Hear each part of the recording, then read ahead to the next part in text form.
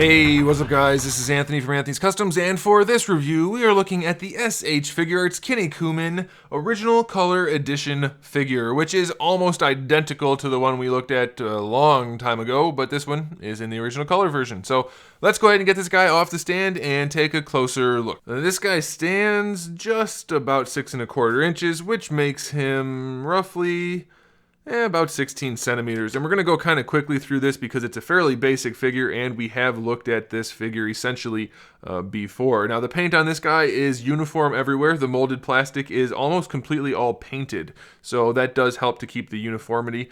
And here's the one bad thing about the paint job though, because there's lots of shading throughout it. It has kind of a yellowish tinge to it. It looks a little bit weird up against the more peachy skin tone. So in some lights it looks a little odd, but otherwise it's really solid. The belt is glossy, and the boots are kind of like a matte finish. The trunks are a matte finish, and the faces are all painted very nicely. So speaking of faces, we have 3 total faces. The one that comes on him in the package, one where his mouth is open a little bit more, and then one where he is yelling.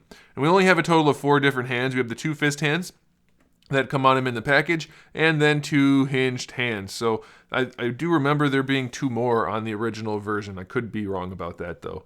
So yeah, pretty basic figure. As far as the articulation goes, it's also very basic. We have a ball peg for the head to the neck, which is personally fine with me. I think that's the best way to go. You get plenty of range and it doesn't look bad. And then we have a ball peg for the neck. And the head and neck combo work pretty well on this guy. You can pretty much get any range you want. It's not the best I've seen, but it's definitely good enough. For the shoulders, we have a really nice butterfly that pops the shoulder out. Obviously, butterfly joints are always at least a little bit ugly, but his is a pretty good example of how to do it. Then we have this ball peg with the ball hinge for the shoulder, so you get really good range going out to the side. Of course, you get full rotation, and you can get the arm pretty far across the chest, which is definitely more than enough. So that's very, very nicely executed. It's not entirely ugly like some other figures are in order to get the same essential range. So I do like that a whole bunch. That's pretty good. You do get some bicep swivel out of the shoulder joint itself, but you do get another swivel down here at the elbow if you want that. So that's pretty good. And it is a double jointed elbow.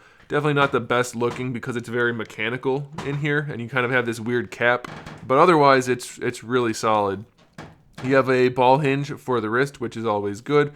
I think it's just a single ball peg for the upper torso and a single ball peg for the lower torso, but you get good range out of it. The abdominal section is actually just a floating piece, so it'll just kind of move around. I'm still not entirely sure why they did that, because it doesn't really seem to add anything, but either way, really good range going forward and back. Incredibly good. There it does end up with some gapping, but not the biggest deal in the world. Going forward is also really solid. It's not huge like the back, but it's pretty good, and there's not as much gapping because it doesn't go quite as far.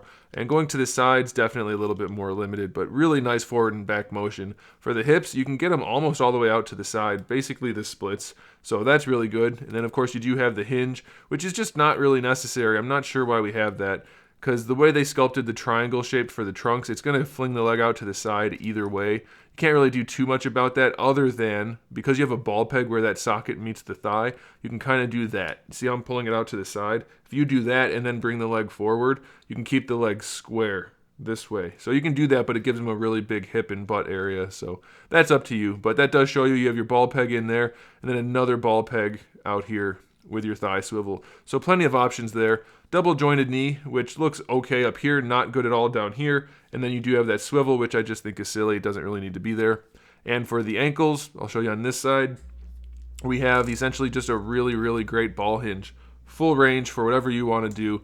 It doesn't go that far forward, unfortunately, but it does go all the way back, and it gives you a really nice ankle rocker. So if you're into this kind of stuff, I definitely recommend it. It is fairly basic, but it is executed very well in almost every regard. So there you go, guys. Thanks for watching. Make sure you subscribe to the channel. We have new videos up every single day. Talk about action figures, movies, TV shows, video games, all kinds of fun stuff. So make sure you come back for that.